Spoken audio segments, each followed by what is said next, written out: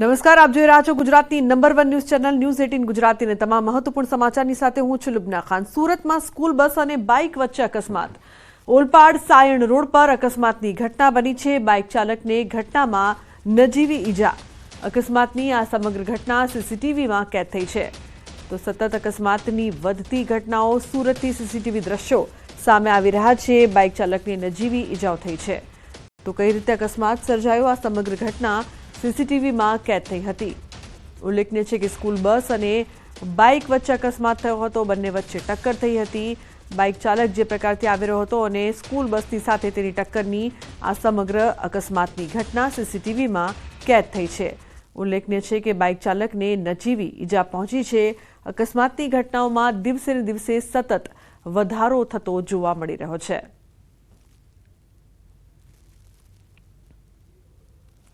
સમાચારમાં આગળ વાત કરીએ ભરૂચની। ભરૂચમાં બજાર વિસ્તારમાં આગ લાગવાની ઘટના બની છે। એક દુકાનમાં આગ લાગતા દોડધામ મચી હતી, તો ફાયર ફાઇટર ઘટના સ્થળે પહોંચીને આગ પર કાબુ મેળવ્યો હતો। આગ લાગવાથી દુકાનનો સામાન બળીને ખાખ થયો છે। શોર્ટ સર્કિટના કારણે આગ લાગી હોવાનું પ્રાથમિક તારણ સામે આવ્યું છે। કોઈ જાનહાનિના સમાચાર સામે નથી આવ્યા।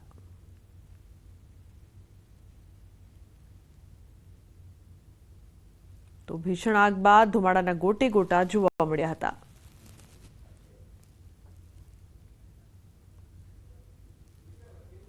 તો વાઘોડિયાના વ્યારા કોઝવે પર ફરી મગર લટાર મારતા દેખાયો। મોડી રાત્રે કારમાં પરત ફરતા દંપતીએ વોકિંગ પર નીકળેલા મહાકાય મગરને કેમેરામાં કેદ કર્યો છે। નોંધનીય છે કે દેવ નદીમાં અસંખ્ય મગરો વસવાટ કરે છે, ત્યારે નદી કાંઠે કામ અર્થે જતા લોકો વિડીયો વાયરલ થતા સાવધાન થયા છે।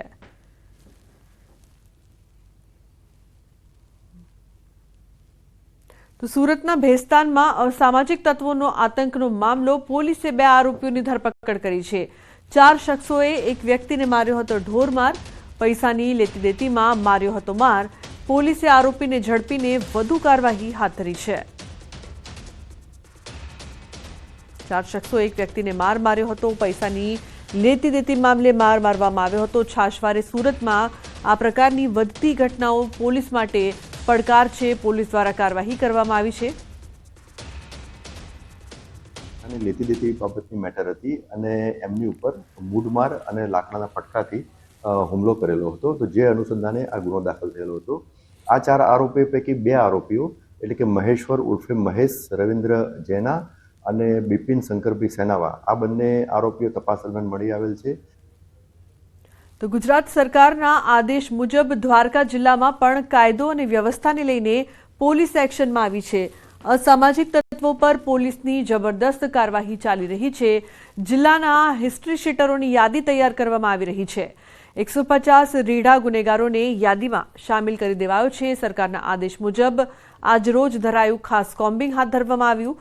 કોમ્બિંગમાં 30 જેટલા વાહનો ડિટેન પણ કરાયા। તો સરકારના આદેશ મુજબ રીઢા ગુનેગાર એવા શક્તિનગરના રહેવાસી પ્રવીણ રાઠોડને તડીપાર કરવામાં આવ્યા છે। સમગ્ર દ્વારકા જિલ્લામાં પોલીસની મેગા ડ્રાઈવ, પોલીસની કડક કાર્યવાહીથી અસામાજિક તત્વોની ઊંઘ હરામ થઈ ગઈ છે। તો દરિયાઈ વિસ્તારમાં પણ પોલીસ દ્વારા બોટ સહિતનું ચેકિંગ હાથ ધરાયું છે। અમારા જિલ્લામાં પણ જે છે અત્યાર સુધીમાં જેટલા પણ થાનાઓ છે એના સાથે મીટિંગ કરીને એ યાદી તૈયાર કરવા માટે સૂચના આપી દીધી છે અને કાલ સુધી એ પણ ફાઇનલ થઈ જશે। સાથે સાથે જે છે અમારા આજના દિવસમાં અમારા માનનીય આઈજી સાહેબ દ્વારા એક કોમ્બિંગ પણ આપવામાં આવેલ છે, જેમાં અત્યાર સુધીમાં ટોટલ 30થી ઉપર જેટલા વાહનો જે છે ડિટેન થઈ ગયા છે। તો વડોદરામાં રક્ષિત ચોરસિયાને સેન્ટ્રલ જેલમાં મોકલાયો છે। યાર્ડ બારની બેરેક 15માં રક્ષિતને રખાયો છે। સેમી સિક્યોરિટી બેરેકમાં ખસેડાયો છે। સીસીટીવી કેમેરાથી રક્ષિત પર નજર પણ રાખવામાં આવી રહી છે। બેરેકમાં ગુમસુમ બેસી રહ્યો છે રક્ષિત। તો સીસીટીવી કેમેરાથી રક્ષિત પર નજર રાખવામાં આવી રહી છે। બેરેકમાં તે ગુમસુમ બેસી રહ્યો હોવાનું કહેવામાં આવી રહ્યું છે।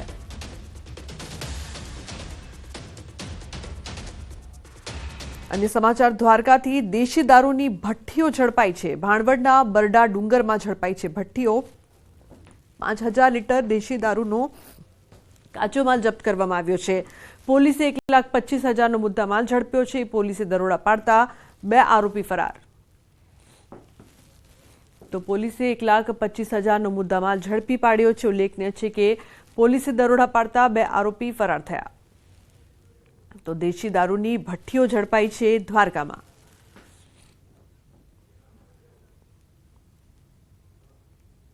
રાજકોટમાં ફૂડ વિભાગનું ચેકિંગ હાથ ધરવામાં આવી રહ્યું છે. શહેરના માયાણી ચોક અંજિક પટેલ ડાઇનિંગ હોલમાં ચેકિંગ કરવામાં આવ્યું. ચેકિંગ સમયે વાસી શાકભાજીનો 3 કિલો જથ્થો મળ્યો છે. પટેલ ફાસ્ટફૂડ પેઢીમાં વાસી ચટણી, expiry sauce, mayonnaise, fats, spread bread, પાઉં સહિતનો કુલ 8 કિલો અખાદ્ય જથ્થો મળ્યો છે. ફૂડ વિભાગે ચેકિંગ દરમિયાન અલગ અલગ 12 સ્થળોથી પનીરના નમૂના પણ લીધા છે. તો રાજકોટમાં ફૂડ વિભાગનું ચેકિંગ હાથ ધરવામાં આવ્યું. 12 સ્થળોમાંથી પનીરના નમૂના પણ લેવાયા. તો રાજકોટમાં પાણીને લઈને કકડાટ શરૂ થઈ ગયો છે. અંબિકા ટાઉનશીપના સ્થાનિકોનો વિરોધ. પાણીની સમસ્યાને લઈને કર્યા સૂત્રોચ્ચાર. તો ઓછા ફોર્સથી પાણી આવતા હોવાનો પણ આરોપ. બહારથી પાણી ખરીદવા મજબૂર છે સ્થાનિકો. દૂધના બિલ કરતાં પાણીનું બિલ વધુ આવતું હોવાનો આરોપ છે. તો માસિક 2500થી 3000નું પાણીનું બિલ આવે છે.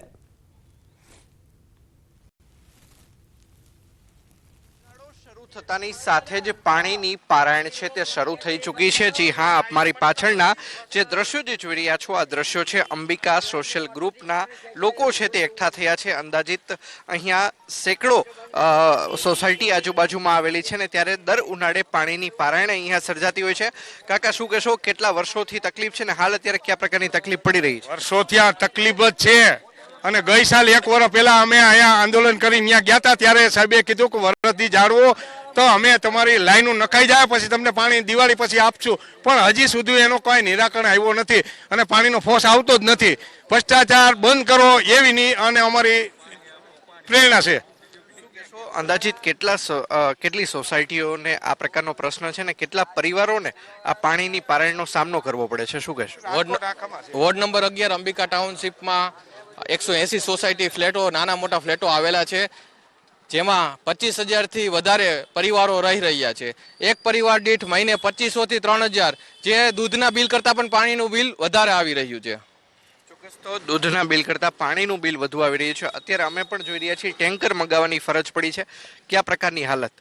સાહેબ, અત્યારે પાણીની સમસ્યા ફૂલ છે. આમાં ભ્રષ્ટાચાર બહુ છે. તો અત્યારે ભ્રષ્ટાચારમાં એવું છે સાહેબ, જે મોટા મોટા બિલ્ડિંગ વાળા છે એ લોકો 20,000 30,000 રૂપિયા વાલમેનને કે કોઈ પણ આપી દેતા હોય. અમને ખબર નથી. આરએમસીમાં આપે છે પૈસા એ 100% છે સાહેબ. કેને આપતા હોય ખબર નથી, તો એના ટાંકા છલીને વયા જાય છે. તો અમારા ટાંકા ભરાતા નથી. આ અમારો પાણીનો પ્રશ્ન છે સાહેબ. પાણી આવતું જ નથી. આ અંબિકા ટાઉનશીપમાં અત્યારે ટાઈમિંગ પીરિયડ અને વ્યવસ્થિત રીતે મેન્ટેન થાય એ બદલ અમારે એક આરએમસીને રજૂઆત કરવાની છે સાહેબ. ને અત્યારે અમે કેટલા કોર્પોરેશન બધાને કીધેલું જ છે, કોઈ પણ જાતનો કોઈ જવાબ છે નહીં આનો. તો કોર્પોરેશન દ્વારા જવાબ આપવામાં નથી આવતો. શું કહેશો, કયા પ્રકારની તકલીફ આપને પડી રહી છે? કોર્સની અને ટાઈમ પીરિયડ વધારવાની ફરિયાદ કરેલી છે, છતાં પણ એનું નિરાકરણ આવતું નથી. શું કહેશો, કયા પ્રકારની તકલીફ પડી રહી? અત્યારે જોઈએ તો ખબર જ છે કે આવડું મોટું સિટી ડેવલપ થઈ રહ્યું છે. આવડા બધા મકાનો, ફ્લેટો જે કરોડો રૂપિયાની મિલકત છે, જેમાં બધા એટલો એડવાન્સ ટેક્સ અત્યારે સૌથી વધારેમાં વધારે અંબિકા ટાઉનશીપનો એડવાન્સ ટેક્સ ભરેલો હશે. છતાં પણ જો આ લોકોને આ પાણી બાબતની મુશ્કેલીનો સામનો કરવો પડે તો વ્યાજબી નથી. તો રાજકારણ શું કરે છે? અત્યારે એક પણ કોર્પોરેટર કોઈ એરિયામાં કોઈ પૂછતું નથી. આવડી આ વસ્તુ થઈ છે અને ખબર જ હશે કે લોકો ભેગા થયા છે તો કોઈ કોઈનું નિરાકરણ કરતું નથી. હું paradise park 2 Ambika township main road 3 ઉપર રહું છું. ત્યાં રસ્તો હજી નથી થયો, ડામર રોડ. આ આવડું મોટું રાજકોટ સિટી છે, એક શેરી હજી નથી. કેટલી વખત રજૂઆત કરવામાં આવી, 5 વર્ષથી આ પ્રોબ્લેમ છે, હજી રસ્તો કરવામાં નથી આવ્યો ડામર રોડ. વારંવાર 80 સોસાયટીના જે રહીશો છે તે અત્યારે ભેગા થયા છે. જોઈ શકાય છે કે જુદા જુદા પોસ્ટર પણ અત્યારે બતાવવામાં આવી રહ્યા છે, જેમાં સ્પષ્ટપણે લખવામાં આવ્યું છે કે ક્યારે મળશે મીટરથી પાણી. સાથોસાથ વાતે વાતે એક જ વાત, પાણીનો ભ્રષ્ટાચાર બંધ કરો. આ સહિતના જે પોસ્ટરો છે તે ખાસ કરીને લગાવવામાં આવ્યા છે. અહીંના લોકોની એક જ વાત છે કે ગયા વર્ષે પણ તેમના દ્વારા આંદોલન કરવામાં આવ્યું હતું. જે સત્તાધીશો છે, અધિકારીઓ છે, તેમના દ્વારા આશ્વાસન પણ આપવામાં આવ્યું હતું કે તેમની સમસ્યાનો કાયમી માટે નિવેડો આવી જશે, પરંતુ પરિસ્થિતિ જૈસે તેસે જ જોવા મળી રહી છે. અંકિત પોપટ, ન્યૂઝ 18 ગુજરાતી, રાજકોટ. તો નડિયાદમાં સ્માર્ટ વીજ મીટરનો વિરોધ થઈ રહ્યો છે. પેરાડાઇઝ ઓરા ફ્લેટના રહીશોએ કર્યો છે વિરોધ. એમજીવીસીએલની ટીમ ફ્લેટમાં સ્માર્ટ મીટર લગાવવામાં આવી હતી. પરમિશન વગર સ્માર્ટ મીટર લગાવવામાં આવતા વિરોધ થઈ રહ્યો છે. રહીશોએ વિરોધ કરતા એમજીવીસીએલની ટીમ પરત ફરી. અગાઉ પણ પરમિશન વગર સ્માર્ટ મીટર લગાવી ગયા હોવાની ફરિયાદ છે.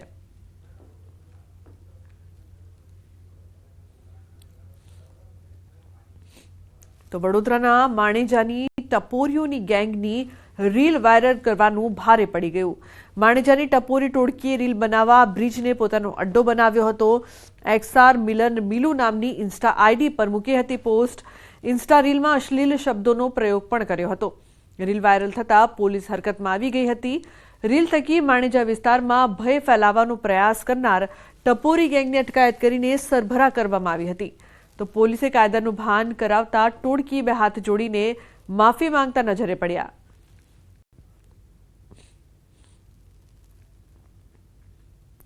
ગાંધીનગરમાં એસપી વાશમ શેટ્ટીએ મધરાતે ખાસ ઝુંબેશ હાથ ધરી છે. ગૃહ વિભાગ અને ડીજીપીના નિર્દેશ બાદ પોલીસ એક્શન મોડમાં આવી. ત્યારે ગાંધીનગરમાં પોલીસ દ્વારા ફૂડ પેટ્રોલિંગ હાથ ધરવામાં આવ્યું. ઘ શૂન્ય સર્કલથી શરૂ કરીને કુડાસણથી સરદાર ચોક સુધી પોલીસે તપાસ કરી. શંકાસ્પદ વાહનો અને વ્યક્તિઓની પૂછપરછ કરાઈ.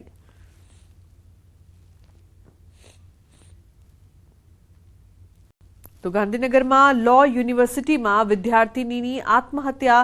21 વર્ષના વંશ નામના વિદ્યાર્થીની આત્મહત્યા. રૂમમાં વિદ્યાર્થીની લાશ લટકતી હાલતમાં મળી આવી છે. મૃતકના પરિવારજન પંજાબથી દોડી આવ્યા. તો વિદ્યાર્થીની આત્મહત્યાનું કારણ અકબંધ છે. તો આત્મહત્યા કેમ કરવામાં આવી તે અંગે પોલીસ દ્વારા તપાસ કરવામાં આવી રહી છે. ગુજરાત એટીએસે ડ્રગ્સની હેરાફેરી મામલે 2 આરોપીઓની ધરપકડ કરી છે. આરોપી સતીશ સુતરિયા અને યુક્તા કુમારી મોદીની ધરપકડ કરવામાં આવી છે. આરોપીઓને કોર્ટમાં રજૂ કરી 3 દિવસના રિમાન્ડ મેળવ્યા છે. એટીએસે બાતમીના આધારે સુરત ખાતે કેમિકલ કંપનીમાં ડ્રગ્સ બનાવવાનું કૌભાંડ ઝડપી પાડ્યું હતું. જે ડ્રગ્સ બેન છે તે એર કાર્ગો મારફતે ગ્વાટેમાલા સહિત અન્ય દેશોમાં મોકલાતું હતું. ખોટા બિલ મારફતે ડ્રગ્સ મોકલવામાં આવતું હતું. તો ફેન્ટાનિલ નામનું પ્રતિબંધિત ડ્રગ્સ વિદેશ મોકલવામાં આવતું. કસ્ટમ અને અન્ય એજન્સીઓને ખોટા દસ્તાવેજમાં બોગસ નામ અને ઇનવોઇસથી ભારતમાં ખરીદી કરી બોગસ બિલ બનાવી તેમજ ખોટા નામ વિદેશી ડ્રગ્સ માફિયાઓને એર કાર્ગો મારફતે મોકલાતા. છેલ્લા 1 વર્ષથી પ્રતિબંધિત કેમિકલ મોકલવામાં આવતું હોવાનો તપાસમાં ખુલાસો થયો.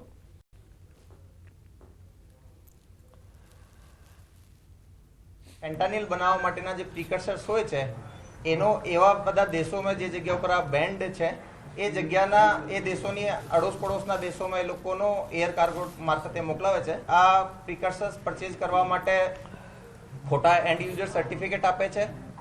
કસ્ટમ અને બીજા ડિપાર્ટમેન્ટથી બચવા માટે આ પ્રોડક્ટ્સની મિસલેબલિંગ કરે છે અને કસ્ટમ સર્વિસને મિસડિક્લેરેશન કરે છે. તો સાબરકાંઠા જિલ્લાના વડાલીમાં ધર્મ પરિવર્તન કરાવનારા 2 શખ્સોની અટકાયત કરી છે. સ્થાનિક હિન્દુ સંગઠનોએ ફરિયાદ કરતા વડાલી પોલીસે 2 શખ્સો સામે બીએનએસની કલમ હેઠળ ગુનો દાખલ કર્યો છે. સાબરકાંઠાના પોશીના અને રાજસ્થાનના યુવકો પુસ્તક પ્રચારની આડમાં ખ્રિસ્તી ધર્મ અપનાવવાથી થતા ફાયદાઓ સમજાવી ધર્મ પરિવર્તન માટે પ્રલોભનો સાથેની માહિતી આપી રહ્યા હતા. ધર્મ પરિવર્તન અને ખ્રિસ્તી ધર્મ અપનાવવાથી થતા ફાયદાઓનું પ્રલોભન આપનાર બંને વ્યક્તિઓની પોલીસે અટકાયત કરી વિવિધ કલમો હેઠળ ગુનો દાખલ કર્યો છે. તો ખ્રિસ્તી ધર્મ અપનાવવા 20,000 રૂપિયા આપવાની લાલચ આપી રહ્યા હતા. જેને લઈને વિશ્વ હિન્દુ પરિષદ અને બજરંગ દળ જેવા હિન્દુ સંગઠનોએ આવા તત્વો સામે કડક કાર્યવાહીની માંગ કરી છે. ચર્ચમાં તમને દર રવિવારે આવવાના, ચર્ચમાં તમને પૈસા મળશે.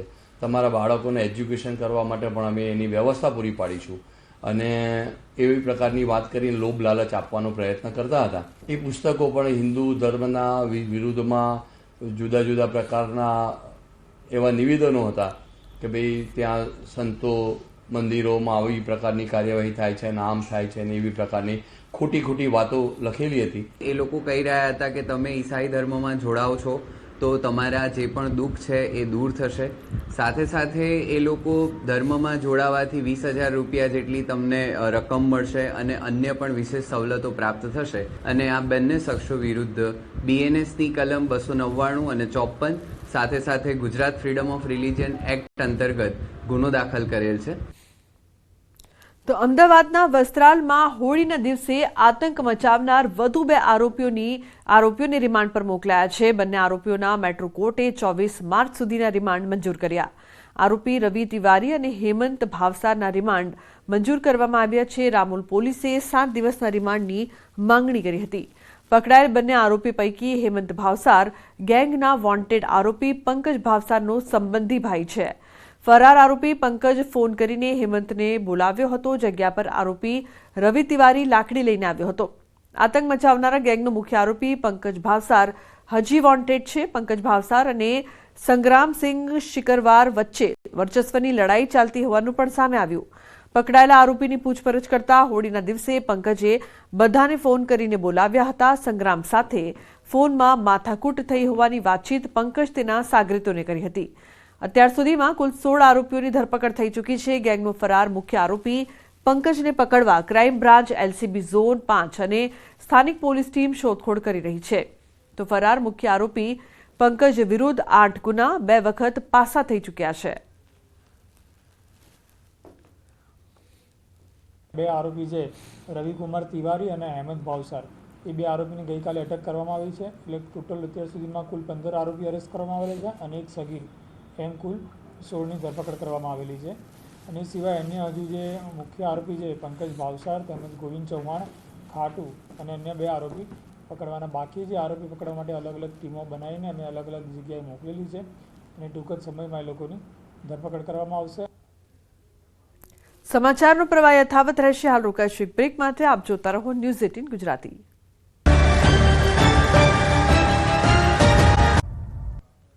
Welcome back. સમાચારમાં આગળ વાત કરીએ તો અમદાવાદમાં વધુ એક બોગસ હોસ્પિટલનો પર્દાફાશ.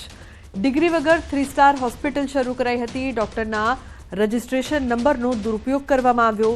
મેડિક્લેમ માટે ખોટી ફાઇલ તૈયાર કરાતી. દર્દીને ક્લેમ મંજૂર કરી રૂપિયા આપવાની લાલચ પણ આપતા. તો પોલીસે ધર્મેન્દ્ર પટેલની ધરપકડ કરી છે.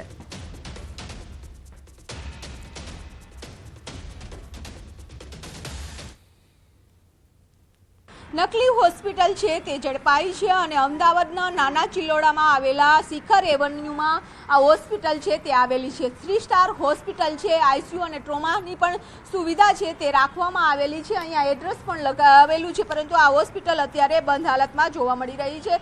તેના દ્રશ્યો પણ બતાવવા માંગીશ કે જે રીતે હોસ્પિટલ આ નકલી હોસ્પિટલ છે અને એમાં મેડિક્લેમ પાસ કરાવવાનું મસમોટું કૌભાંડ છે તે ચાલતું હતું અને તેના કારણે પોલીસે ધર્મેન્દ્ર પટેલ નામના વ્યક્તિની અટકાયત કરી છે. ખાસ કરીને જ્યારે આ હોસ્પિટલ છે તે મેડિકલ હોસ્પિટલમાં આવતા દર્દીઓને મેડિકલ પાસ કરાવવાની ક્લેમ પાસ કરાવવા માટેની લાલચ છે તે આપવામાં આવતી હતી.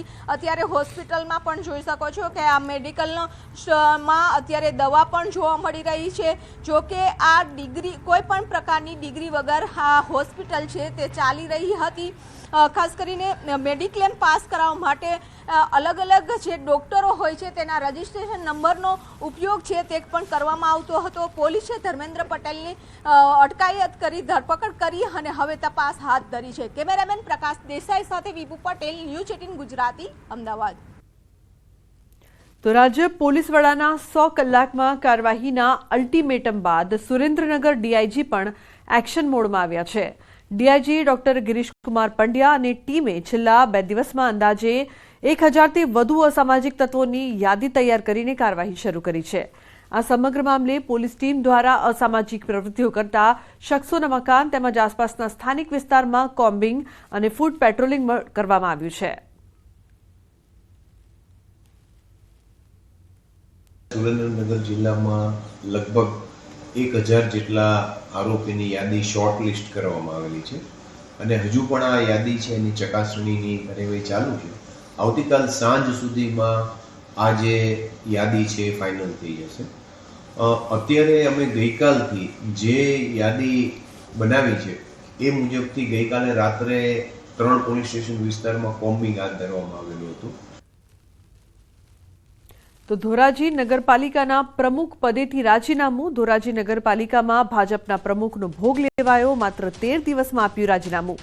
નગરપાલિકાની કામગીરી ખૂબ જ હોય અને પ્રમુખની કાર્યક્ષમતા ના હોય તેમજ અંગત પારિવારિક કારણોના લીધે રાજીનામું આપ્યાનો ઉલ્લેખ કરવામાં આવ્યો. નગરપાલિકાના પ્રમુખ બન્યા બાદ તેમનો દારૂની બોટલ સાથેનો વિડીયો વાયરલ પણ થયો હતો. રાજીનામું આપતાની સાથે જ મીડિયા સામે નિવેદન આપ્યું. વિવાદ સામે આવ્યા બાદ પ્રદેશ ભાજપ સંગઠનના આદેશથી રાજીનામું આપ્યું કે કેમ તે અંગે અનેક સવાલો ઊભા થયા છે. પ્રમુખ બન્યા ત્યારથી જ સંગીતાબેન બારોટ સોશિયલ મીડિયામાં ચર્ચામાં આવ્યા હતા. જો કે ધોરાજી નગરપાલિકાના નવા પ્રમુખ કોણ બનશે તેને લઈને ચર્ચાઓ શરૂ થઈ ગઈ છે. મેં મારા સ્વેચ્છાએ આપ્યું છે રાજીનામું, એટલે કોઈનો કઈ વાત નથી અને પક્ષ સાથે હું જોડાયેલી જ છું. નગરપાલિકાનું કાંઈ પણ કામ હશે તો હું હાજર એમાં રહેવાની જ છું, પણ મારા સામાજિક કારણના લીધે અને મારી જે ક્ષમતાની શક્તિના એટલું કામ વધારે હતું એટલા માટે મેં રાજીનામું આપ્યું છે. બેન, ટૂંકા ગાળામાં જ માત્ર 13 દિવસમાં જ અચાનક આપણે એવું તો શું થયું કે રાજીનામું દેવું પડ્યું?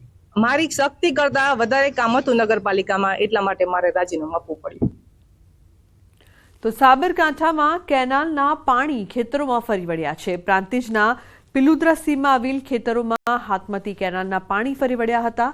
કેનાલના પાણી ખેતરમાં ઘૂસતા બેટમાં ફેરવાયા હતા. તો ઘઉં અને કોબીજ ફુલાવરમાં પાણી ફરી વળતા ખેડૂતોને લાખોનું નુકસાન થયું. બીજી તરફ ખેડૂતોએ ખેતરોમાં પાણી અંગે તંત્રને જાણ કરી હતી.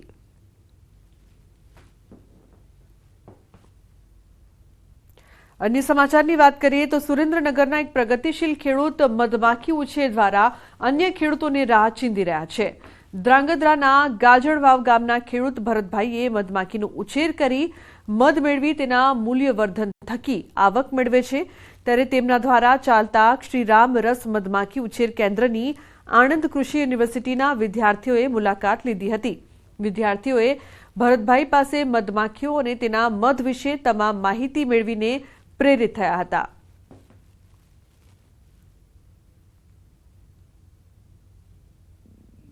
વિદ્યાર્થીઓને પ્રાયોગિક માર્ગદર્શન મળી રહે અને સાથે સાથે કે જે મધમાખીની પેટીઓ છે અને એની અંદર જે મધમાખી હોય છે તો એની જુદી જુદી જે પ્રજાતિ કાસ્ટ કહીએ આપણે કે રાણી છે, નર છે અને કામદારો છે, તો આને પણ પ્રત્યક્ષ રીતે જોઈ શકે. મુલાકાત ખૂબ જ સરસ, બહુ સારી રીતે ભરતભાઈએ સમજાયું છે અને જે અહીંયા મધમાખી મેન્ટેન કરવામાં આવે છે એ પણ બહુ જ સરસ રીતે છે. હની મધમાખી ઉછેર કેન્દ્રની મુલાકાત લીધી જે ભરતભાઈ દ્વારા હેન્ડલ કરવામાં આવે છે. ત્યાં આવીને અમને ઘણું બધું ભરતભાઈ દ્વારા શીખવવામાં આવ્યું અને તેમણે ઘણી માહિતી આપી.